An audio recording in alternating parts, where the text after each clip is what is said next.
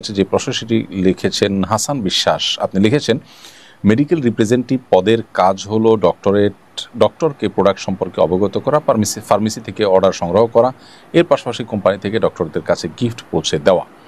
Representative ডাক্তারের সাথে বেশিরভাগ সময় ডিল করে না, এই জব হালাল হবে কিনা?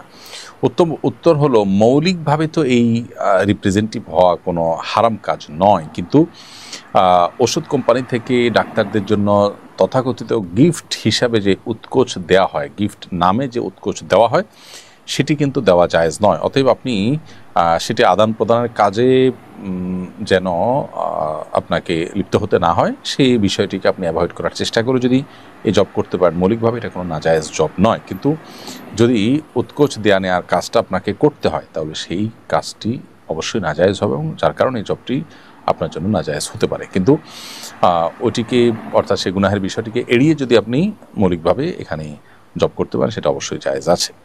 এরপরে প্রশ্ন হলো, আইয়ামে বীজের রোজার ফজিলত জানতে চাই।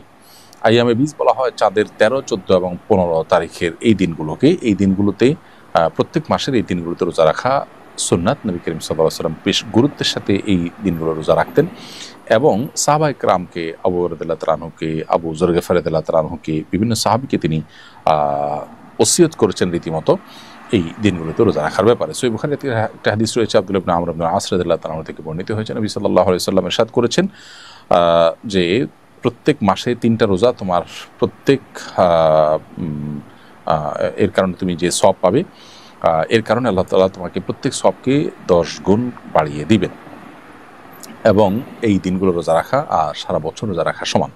অর্থাৎ প্রতি মাসে 3 দিন করে রোজা রাখলে ইনশাআল্লাহ বিইذনিল্লাহ সারা মাস রোজা রাখার সওয়াব হবে। এভাবে 3 দিন করে নিয়মিত রাখলে সারা বছর রোজা রাখার সওয়াব পাওয়া যাবে।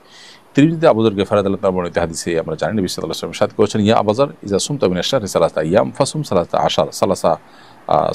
আশারা ওয়া 14 ওয়া 15। আবু যর গিফারিকে নবী সাল্লাল্লাহু আলাইহি ওয়াসাল্লাম বলেছেন, তুমি 3 দিন যখন মাসে রোজা রাখতে যাবে তখন 13, 14, 15 রাখবে এবং তিনি ওসিয়ত করেছেন।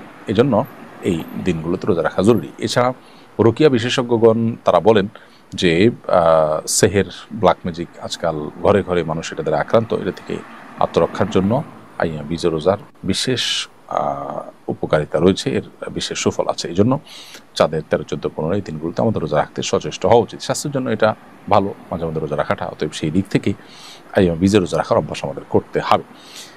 সাবিদ ইবনে ইসলাম, আপনি লিখেছেন, যদি কেউ একাধিক মানুষের নামে মিথ্যা অপবাদ দেয় কিন্তু পরে সবার নাম মনে না থাকে বা খুঁজে পাওয়া না যায়, তাহলে কিভাবে সে দায়মুক্ত হবে? প্লিজ উত্তর দিবেন।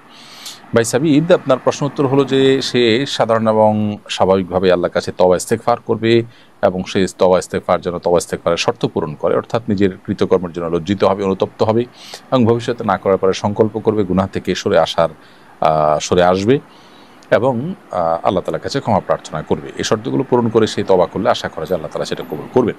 এবং যাদের কাছে তিনি মিথ্যা অপবাদ দিয়েছেন, যাদের ব্যাপারে মিথ্যা অপবাদ দিয়েছেন, তাদেরকে জানানো সম্ভব হলে জানাবে। যদি কোনোভাবে সম্ভব না হয় বা যাদের ব্যাপারে খবর নেওয়া বা তাদের সন্ধান পাওয়া না যাবে, তাদের তরফ থেকে আল্লাহ তাআলার কাছে ইস্তেগফার করবে যে আল্লাহ আপনি তাদেরকে মাফ করে দিন, বা আল্লাহ তাআলার তরফ থেকে সাদাকা করবে, অর্থাৎ নিজের সাধ্যের যেটুকু আছে সেটুকু তিনি করবেন। আশা করা যায় আল্লাহ তাআলা তাকে মাফ করবেন, কারণ আল্লাহ তাআলা সাধ্যের বাইরে মানুষকে কোনো কিছু চাপিয়ে দেন না। তবে বান্দার হক সংশ্লিষ্ট বিষয়গুলো খুবই জটিল।